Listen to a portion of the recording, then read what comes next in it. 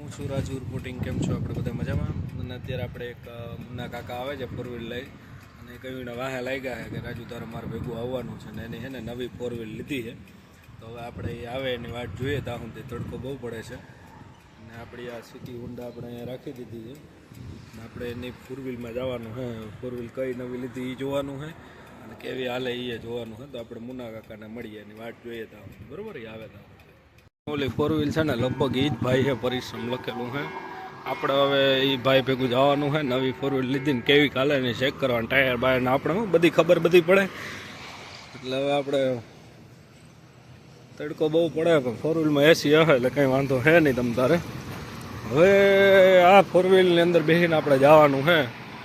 જો ઓલા ભાઈ આપણે જવા દે તો આપણે જોઈ લઈએ કેવી કાલે, પછી કંઈક ગોઠવીએ. બરાબર? નવે નવી છે સિક્રેટી હો.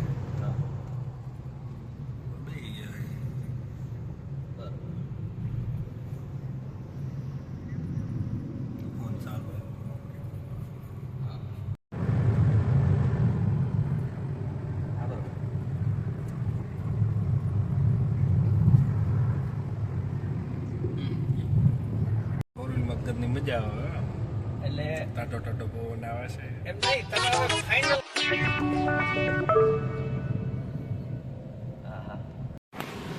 તો મિત્રો આપણે આ ગાડીનું ટેસ્ટિંગ કરવાનું છે કેવી ગાલે છે.